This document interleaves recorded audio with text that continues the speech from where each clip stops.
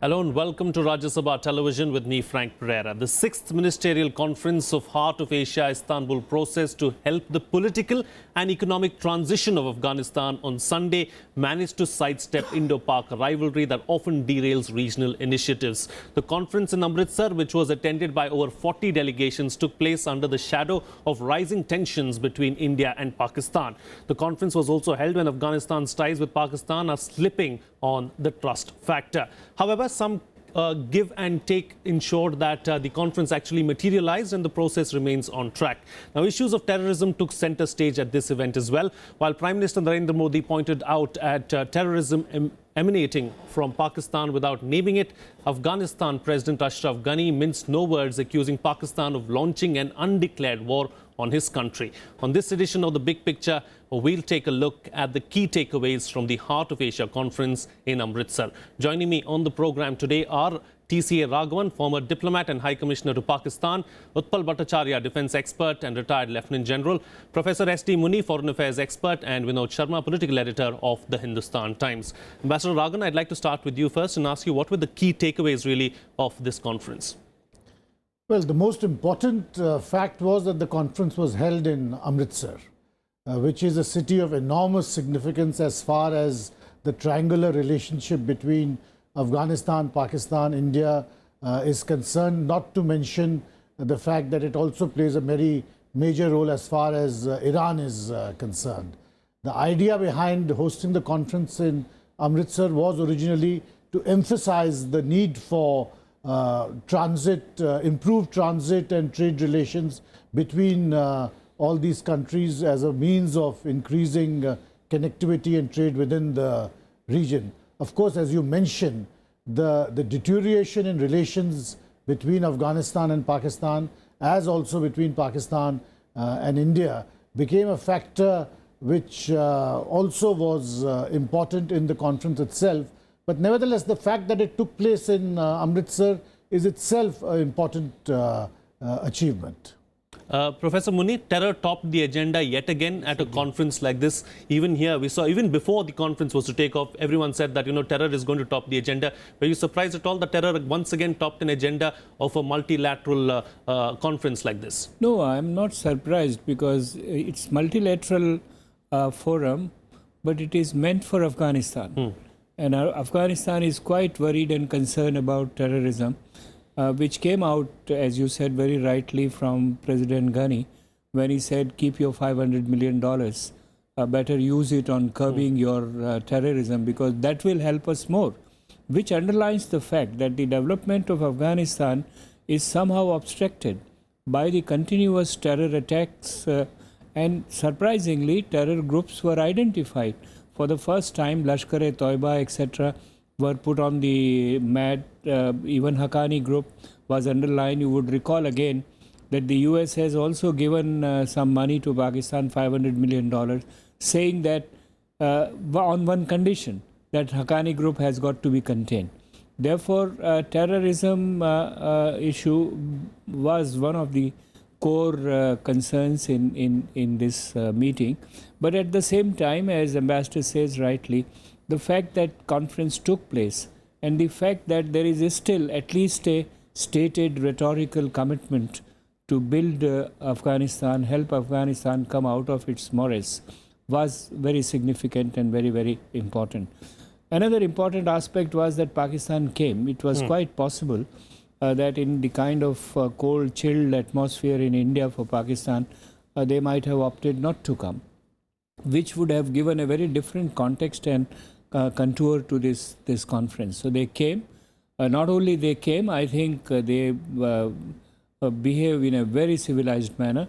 And Mr. Sartaj Aziz, despite, I think, few things which I think we could be a bit more accommodative and generous, he carried the day and accepted even naming of some of the Pakistani terror groups only for the exchange of TTP being mentioned there. I think it's a great concession. I am very sure that Mr. Sartaj Aziz will face a lot of heat when he goes back, particularly from these terror groups in one form or the other. And the way kind, he accepted the snub delivered by President Ghani. Indeed, indeed. And that too in India. Talking about the snub, Mr. Sharma, this is something that we are not used to seeing, is it? Because we're at a conference like this where one particular country attends and that country is targeted or is subject to this kind of criticism. This is something that is unprecedented, something that we're not used to actually. You must understand the relationship between Afghanistan and Pakistan. The relationship between Afghanistan and Pakistan, because of its close proximity, both geographical and historical, is as similar to our proximity to a country like Nepal, or for that matter Sri Lanka. And there are tense moments these days in the relationship between Afghanistan and Pakistan after Abdul Ghani's installation as president. But also at the same time, the talks with the Taliban group have been held on the territory of Pakistan under the watch of China and the United States. Though they didn't lead anywhere, they didn't make much progress. So, one thing should be made very clear. The newspaper headlines in India often misconvey. Like Professor Muni pointed out, that the fact of the conference being held in Amritsar was a signal by India and together with other member countries, other participants there, that there should be transit rights given to India in order to reach relief, in order to reach help to Afghanistan by the shortest route possible. And the Iranians were also hearing, who are trying to help India and Afghanistan through a different route, a longer route. So that doesn't mean that the intention is to isolate Pakistan, because if that were to be the objective, then it would be the most difficult objective to achieve, because you cannot have the Afghanistan issue resolved without Pakistan. So it was, and Pakistanis came also because they wanted to reaffirm their stake in Afghanistan as a country which was having long borders with Afghanistan. So I think the Pakistanis didn't come here out of altruism or out of their great belief in multilateral diplomacy, or that they are going to immediately do things the way they've been asked. But instead of isolation, I would say there was a lot of peer pressure, a lot of pressure from the region and internationally on Pakistan to set right its house, which is in total disorder, assuming that there is no institutional support to these groups, while there is a lot of institutional support to these groups. But one has to just see whether the government there and the change of leadership has happened in the army establishment, whether they would be on the same page in order to respond positively and creatively to the appeal emanating from Amritsar by way of the declaration. Indeed, indeed. Lieutenant General, do you see any kind of a change in attitude as far as Pakistan is concerned with the new army chief? Do you think that there's going to be a lot more collaboration between the army and the Prime Minister Nawaz Sharif? Main point is, you see, the person who is to be sent for such conferences, Sartaj Aziz or so, a little word from the army is always taken. In fact, I have always been saying, we have an army, our country, and Pakistan army has got a nations to govern. Sartaj Aziz, you must be knowing, he is a poster boy for army. Yes. Whether it is Zardari's PPP or it is Nawaz Sharif, anywhere, for any such important meeting, he is the person who is sent. Now, one point for Nawaz Sharif, I am talking about the internal little equations, is that Nawaz Sharif probably will be little happy that Jaish-e-Mohammed has been named, as Professor Muni was mentioning. Lashkar-e-Taiba has been named, Haqqani network has been named, good Taliban and bad Taliban have been exposed. So you see what the army is doing. International forum is telling all these things to us, how bad it is for us. This is the internal discussion I am talking about, Nawaz Sharif. To that way, and Bajwa, not that hawk, a little low profile officer, infantry officer, he is from Baluch regiment, but he has got a vast experience in the LC and all. So overnight there will be a change or so is very difficult. But he doesn't carry any psychological baggage, does he? Like how Raheel Sharif did, he lost his uncle, in the war. He doesn't have any such issues, Bajwa. You see, there in Rawalpindi, what happens? Chief calls the shots for the country. But there are about corps commanders, 5, 6, 7, 8 of them. You can't go against those corps commanders. Within the corps commanders, there will be Rahil Sharifs, there will be Pervez Musharrafs, there will be Kianis. You have to take all of them along and be their spokespersons. Remember that. Right. So in that is also a thing. So I don't find any drastic change, any surgical change, as that is a popular word now, in the behavior of Bajwa. Bajwa, of course, as you must have seen in all those television channels, our ex-chief Bikram Singh, he was the second in command in Congo and UN mission, where he has said he was a total professionals. Everything is all right, but I don't think there will be going to be a sea change on that. All right. Yes, I guess time will tell us whether there will be change or not. Nawaz Sharif will be a little more comfortable. There it is, one Sharif used to command, the other Sharif used to take the command. Rahil to Nawaz. That might not happen straight away. So he, on record, General Bajwa had also said, it's not only our eastern borders, but we have to look after our internal things also to bring peace. Fair enough. Point taken. Point taken. That is the thing. Point taken. Ambassador Raghavan, I'm going to take you back to what Professor Muni said earlier. You know, were you surprised at all after all the bravado and the jingoism Pakistan has shown us over the last few months that they showed constraint at this conference? Well, as Professor Muni said, Pakistan would not like to not attend a conference on Afghanistan, especially when it takes place in India. We should also see this conference in a wider context. Last year, in December itself, our External Affairs Minister also travelled to Islamabad for the earlier round of the Heart of Asia conference at a time when relations had not, following a period of very bad relations too. So sometimes an international conference of this kind is also an opportunity. The fact that LET and Jaish-e-Mohammed have been named is important, but again, I think we should see it in context. Both these groups have been listed by the UN for at least a decade or decade and a half. The fact that they figure, therefore, in an international communique or an international document is important, but to be seen in context. So I would say, yes, it was important that Pakistan attended the conference. If for nothing else, the Heart of Asia process continues uninterrupted without a major glitch. It did not yield results which the 2015 conference did on the bilateral front. But for that, we also have to see the specificities of the India-Pakistan interface at this time, as equally the Afghanistan-Pakistan interface at this time. Indeed, indeed. Professor Muni, were you surprised at all? Because the narrative of late for Pakistan has been to bring up the Kashmir issue at any such event. Pakistan did not bring up the Kashmir issue. Were you surprised at that?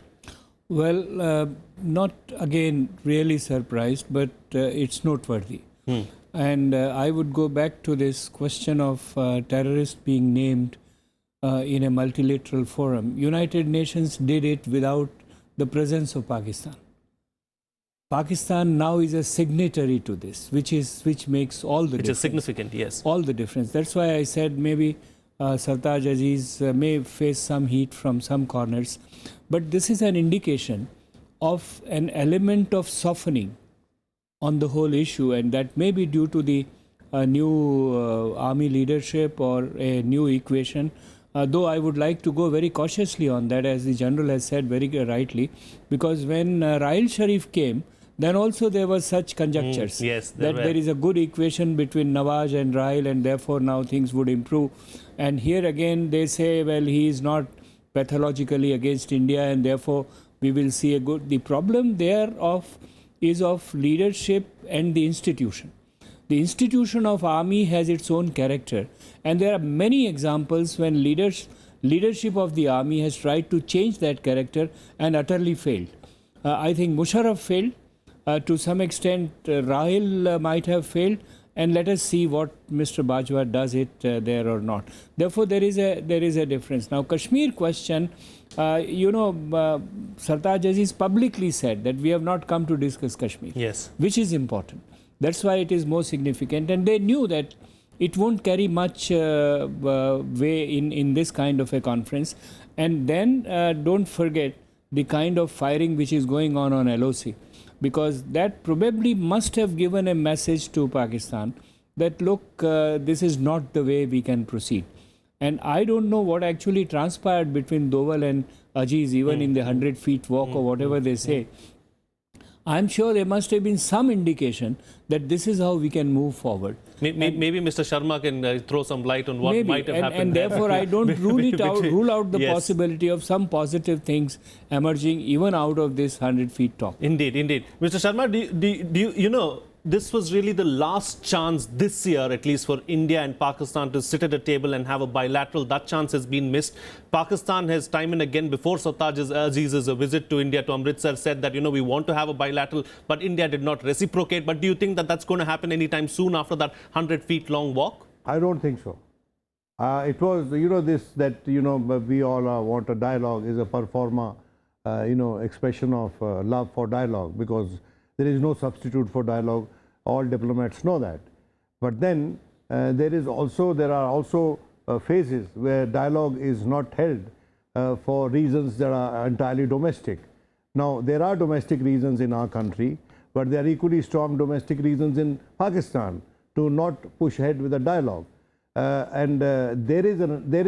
Some experts believe and attribute this thinking to the Pakistanis, that they think that this is not the time to engage. And they go to the extent even to say that Mr. Modi may not engage with them on Kashmir at least until 2019 in his first tenure. If he gets another tenure, then alone are they hopeful of some dialogue happening on Kashmir. Mind you, no government in India can engage with Pakistan without discussing terror. And mind you, no government can engage with India in Pakistan without discussing Kashmir. So this is the raison d'etre of the positions of the two countries, and it is at present not conciliable easily. It is irreconcilable, and it will have to be given time.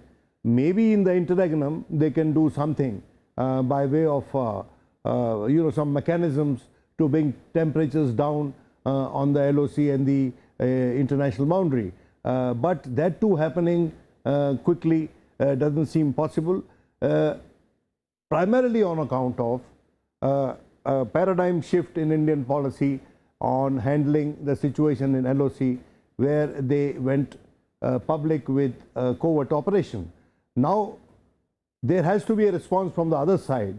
What kind of a response happens from the other side? What kind of complications does it create? Because we have seen a consistent escalation from the Pakistani side ever since the surgical strikes carried out by India. And our soldiers are getting killed on the borders, and perhaps it is, and the way the figures are being given by both sides, as if it is a cricket match happening on the line of control, 1 wicket down, 2 wicket down. No, it is just outlandish. Yes. It doesn't at all create an atmosphere for a dialogue. It at least, and it actually sets the people against the process of dialogue. Now, if this is allowed to be continued by both sides, I wonder whether they'll be able to ever roll that back sentiment. That sentiment, whether it will be ever rolled back or can be rolled back. Because when politicians unleash public forces, they can unleash public forces on either side, but they can't bottle them back all that easily. So I'm not very sanguine about a dialogue happening soon. Lieutenant General, would you agree with that assessment, or what would you say when someone says, no talk without terror? Put terror out first and then we can bring talks to the table, or, stop the cross-border firing and then we can sit down at the table and talk?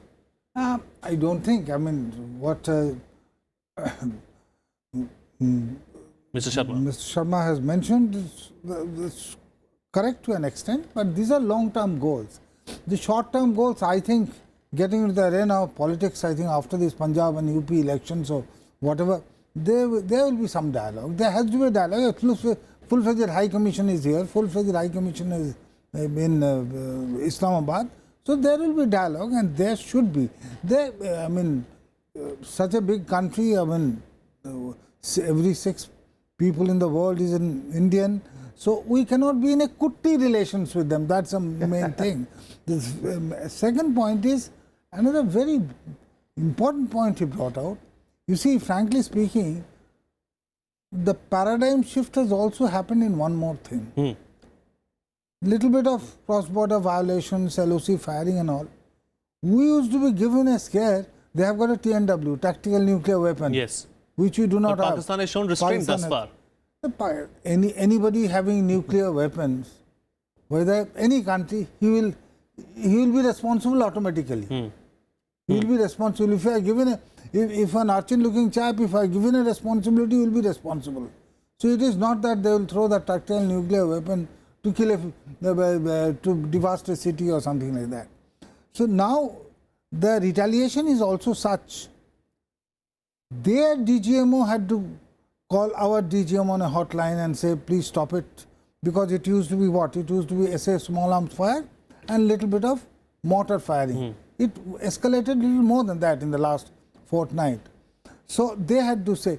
So I'm sure, I mean, everybody must be reading the Dawn and the Nations, like we are projecting our casualties in terms of civilians and the defense forces. They're also projecting in the same manner. Right. So, but some sort of a dialogue, track 2, track 3, which is happening, that will materialize. I think after the elections, some dialogue will take place. Indeed. Okay. Sometime next year. Sometime next Okay. year. Early next year. Yes, yes, There please. are a string of elections, General Saab, between now and 2019. After this round, there is a more crucial round of elections where BJP is in power in various states, and one is not really sure what kind of an equation will Mr. Nawaz Sharif have with the new general, The new general is, as Raheel Sharif was said, it was said that Raheel Sharif is a peacetime general, he is an indoctrinated general, he is one who believes that Pakistan has greater threat from terrorists within than from the eastern borders. The same attributes are being attributed to General Bajwa.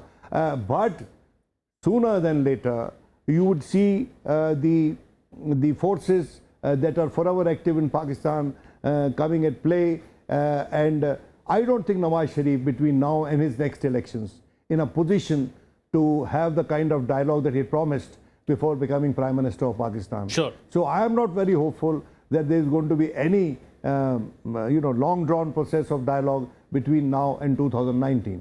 All right. Point taken. sense No, of- let's take what it forward. what Let's I take the said- discussion forward. Lieutenant General, let's come back now to the heart of Asia. Ambassador, we saw Russia strangely coming to the defense of Pakistan this time around. Are we seeing a realignment of sorts? Because the Russian ambassador to Afghanistan came out and said that whatever Ashraf Ghani and Prime Minister Modi said is incorrect, and we should not take these things into being. Well, I would not be influenced too much by the headlines either way. It was a multilateral conference. The focus was on Afghanistan, and to that extent, nobody expected it to have major bilateral dimensions. For the Russian ambassador to say this, I don't know what is the context in what he, in which he said what he did, and in fact what he said at all. But certainly I don't give too much importance because the fact is that the relationship between Afghanistan and Pakistan has deteriorated sharply in the last year and a half. And President Ghani, as indeed many other Afghan officials, have been making very strong statements about Pakistan. The process which had begun about some kind of a reconciliation framework in which Pakistan would also be involved, that process has gone nowhere. So their frustrations are very clearly increasing. And it would have been surprising, in fact, if President Ghani had not voiced those frustrations very clearly. But just to return to the point which was made earlier, I don't agree with this election-driven assessment or election-driven determined view of Pakistan policy. If you look at the history of India-Pakistan relations, it has never followed a linear pattern and certainly not been determined by elections. Mr. Vajpayee went to Islamabad in January 2004, a few months before the national election, and the expectation till he went there was that the Indian government is not going to take any initiative because they want to use the Pakistan bogey to fight the next election. The same thing happened after Mumbai. The expectation was that there's an election a few months away and the government of India will not take any initiatives but will fight elections on a Pakistan platform. None of these have in fact really been borne out by actual facts, and there are numerous other examples going back to the mid-90s or the late 90s.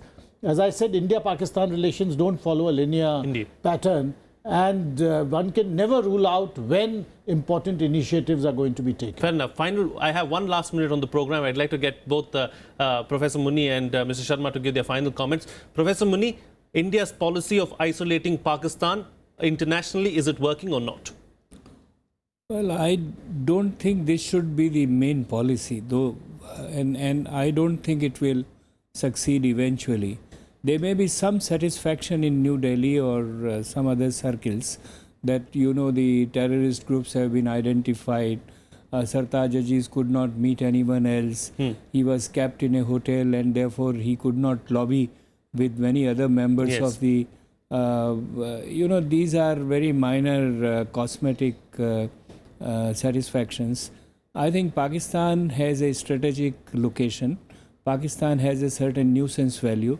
And therefore, nobody would ignore Pakistan for one reason or another. All right. Mr. Sharma, final closing comments from you in 30 seconds. Well, I think that, as I said, that I know I respect greatly Ambassador Raghavan, and we are in disagreement over the electoral compulsions of governments.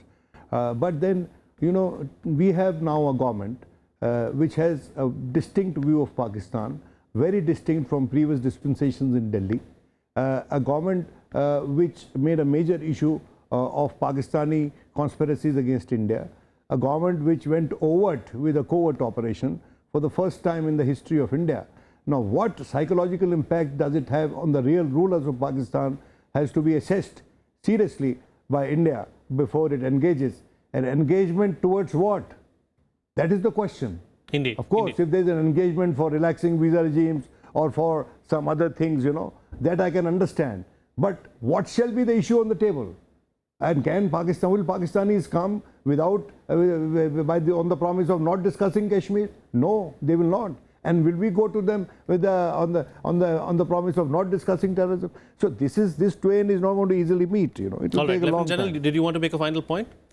The point is, the dialogue must carry on. My point is that it hasn't started today. It might not start tomorrow. Day after tomorrow, it has to start.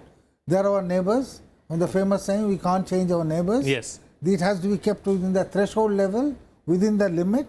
Otherwise, these sort of things will keep carrying on. Indeed. We can't, on that note. Even North Korea is trying to have a dialogue with South Korea. Yes, yes. Dialogue is the most important thing. I think we are all in agreement that dialogue is important, and we hope that India and Pakistan begin to speak at some point in time.